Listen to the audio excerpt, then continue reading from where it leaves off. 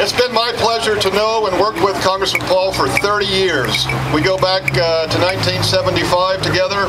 We both worked to elect Ronald Reagan president at that time, and we've been working together ever since.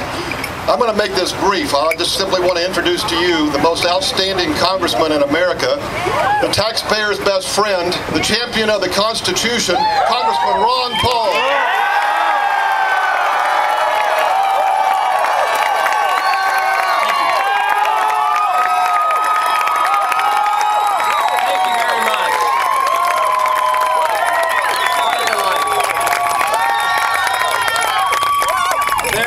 Very nice, and we thank you very much. I'd like to first introduce my wife, Carol. First Lady! And some of you may have noticed that we did have an anniversary yesterday, 51 years. We may have other members of the family show up. Right now we have one granddaughter, and that is Valerie. I do want to thank you very much for coming out. This is very encouraging. As you know, I have been traveling a lot around the country, and actually the message I get around the country is to thank the 14th District, because they figure the 14th District stands strongest for the Constitution of any district in the United States.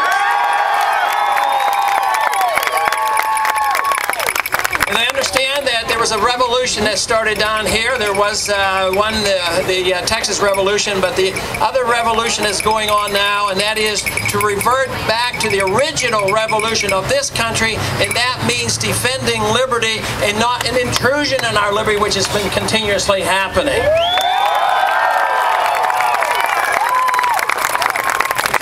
The position of the Constitution makes it very easy to have a platform. We think about our platforms, the party platforms and individual platforms, but quite frankly, the platform that we all should be running on is on the Constitution.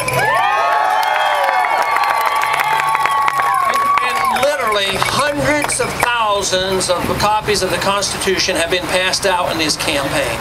But we've been doing that in the 14th District for a good many years already, and I think this is very important, because if you have a legislative branch, a judicial branch, and the executive branch ignoring the Constitution, what is left to it? You know, if you can ignore it in one or two places, it more or less cancels out the whole document. And I believe that's where we are today.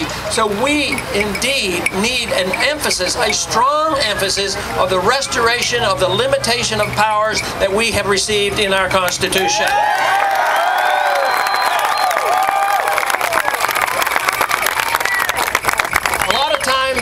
Individuals in charge will rationalize and claim the Constitution is used to restrict the American people. That's not the way it's written. It was written specifically for one purpose, and that was to restrain big government and not restrain the people. This is true in every area, whether it has to do with economic liberty, personal liberty, or foreign policy, or monetary policy.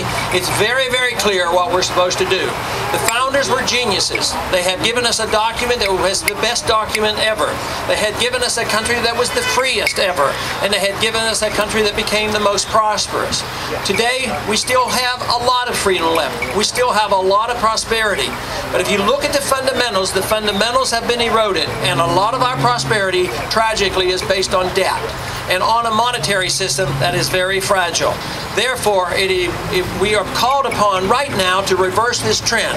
That reversal has started in the 14th District, and it's about to spread around this country, and believe me, to the tune of tens of thousands of people are listening to this message, and they are delighted to know that there has been a hardcore group of people here in Texas who truly believed in liberty and want to see this spread across the country.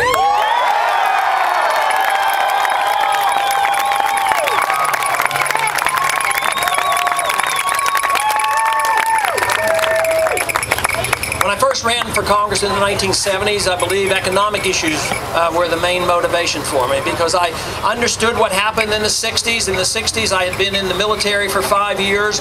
I saw the spending that went on, and also the increase in the welfare of the 60s. And we were told in the 1960s that you could have guns and butter and it wouldn't be a big problem. But lo and behold, in the 1970s, it was payback time. We had a very tough decade, a lot of inflation, a lot of unemployment, high interest rates, and a lot of stagnation that they called stagflation. And once again, we have embarked on the same program, only much, much worse.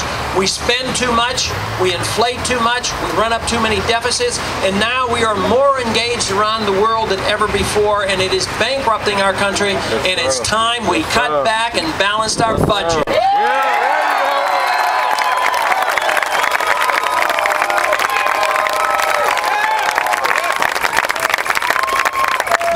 Understood all these issues very clearly. They had to deal with war, they had to deal with debt, they had to deal with runaway inflation. They had runaway inflation with the continental dollar. So when they wrote the Constitution, they were very precise. There would be no bills of credit, there would be only gold and silver as legal tender, and there would be no central bank.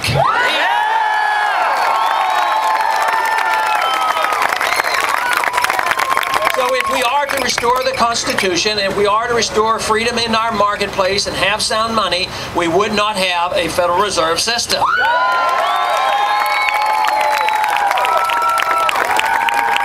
But that system of money was designed to deceitfully tax the people. And the way they do it, they run up debt, they tax a lot, they borrow a lot, and they still don't have enough money if they truly want big government. So what do? They resort to creating money out of thin air, which does what? It devalues the money that we have. And that is why prices go up. That's why you have the inflation.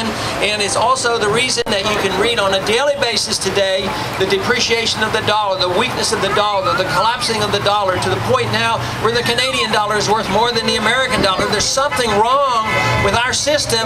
And that is demonstrated by the weakness of our dollar, and that means we need to get this stuff under control rapidly.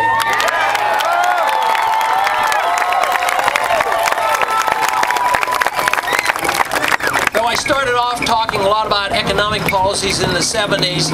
I have also gotten very much interested because I see the connection between deficits financing the welfare state and the banking system along with our foreign policy. We are overextended. There's a lot of justifications and a lot of rationalization and a lot of belief that we are doing the world a lot of good by sending our troops hither and yon around the world. But quite frankly, I am convinced that that stuff backfires on us and comes back to haunt us and really hurts us in the long run.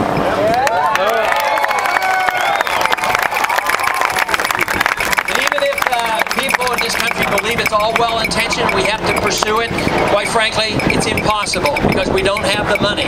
All great nations end when they overextend themselves overseas. Just think of in the most recent example, the Soviet system collapsed not because we had to fight the Soviets, but because it was an economically non-viable system.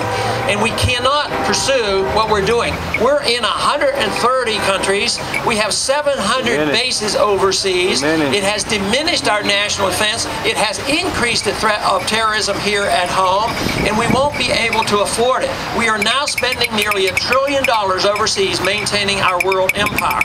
That has to come to an end, and it will come to an end with a crash in our currency, in our economic system here, or we can wise up and do the proper thing, and that is look to the Constitution for guidance.